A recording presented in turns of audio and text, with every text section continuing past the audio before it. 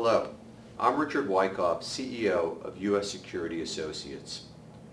We're heartsick and saddened by the tragic events from Las Vegas, the worst active shooter incident in U.S. history.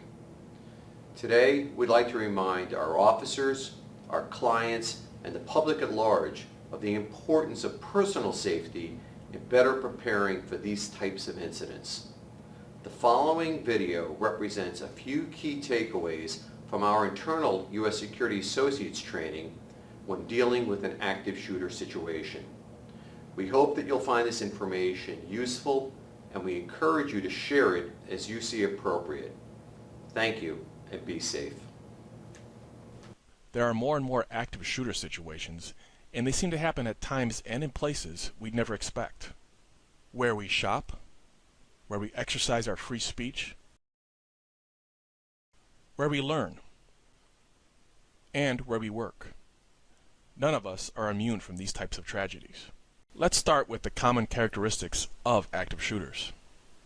An active shooter is an individual actively engaged in killing or attempting to kill people in a confined or populated area. Furthermore, active shooter situations are unpredictable and evolve quickly. And, in most cases, there is no pattern or method to the selection of victims. Common motives of active shooters include anger, revenge, ideology, or untreated mental illness. Typically, the immediate deployment of law enforcement is required to stop the shooting and protect victims. Because active shooter situations are often over within 10 to 15 minutes before law enforcement arrives on the scene, all individuals must prepare both mentally and physically to deal with an active shooter situation. Stay alert at all times. Pay attention to people and changing situations. Identify the nearest exits, stairwells, and other evacuation routes. You will also need to identify places to hide that provide both cover and concealment. Cover refers to anything that has a good chance of stopping or deflecting a bullet. Concealment, on the other hand, is simply something that can hide you, but may or may not offer protection from gunfire. An office cubicle or drywall would be a good hiding place, but would offer virtually no protection from being shot. Instead, look for thick, sturdy structures such as concrete walls, metal doors, or heavy machinery. Look for locations like storage closets, utility rooms, elevators, or access control stairwells. Also, look for objects that could be used as a weapon should you need to take down the shooter, like a broom, a chair, or even a pair of scissors. A fire extinguisher can be used to hit a shooter as well as spray him.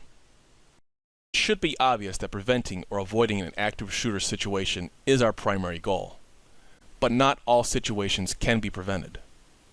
That's why it's important to know how to respond to an active shooter situation.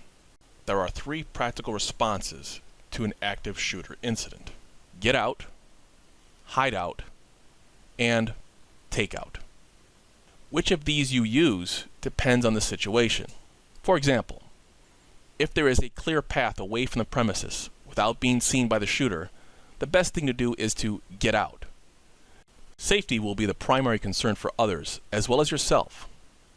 If there is a clear path to escape safely, get out. You may have to escape through a window, a stairwell, or other exits away from the line of fire. Grab your cell phone quickly if possible, but don't stop for any other non-essential items. If there is no way to escape or evacuate without being seen by the shooter, getting in the line of fire, or endangering yourself or others, find a place to hide out. Try to get behind or under objects that will cover and conceal you. That means objects that will both hide you from the shooter and that will stop a bullet. Remember that bullets will go right through drywall or office cubicles, so things like a metal desk, a large copy machine, or a concrete wall is a much better option. Lock the door and push heavy objects against it. Stay silent and be sure to silence your cell phones so that the shooter is not made aware of you. Call 911 when it is safe to do so. Take out the shooter only as a last resort. In this case, look for objects around you that can be used as weapons. For example, a fire extinguisher can be used to hit the shooter, while the spray can be used to divert him long enough to grab his weapon and subdue him. Objects like chairs, brooms, or scissors can also be used to attack the shooter. Try to surprise a shooter. Stand in a corner or behind a door and try to attack the shooter from behind. When attacking the shooter, keep your eyes on his weapon and stay out of the line of fire. Grab the gun or the hand holding it if you can. Whatever you do, act with total commitment and aggression. This is truly a do-or-die situation. For more information, please visit the following websites: the Department of Homeland Security, the Federal Bureau of Investigation, or visit us at U.S. Security Associates at ussecurityassociates.com.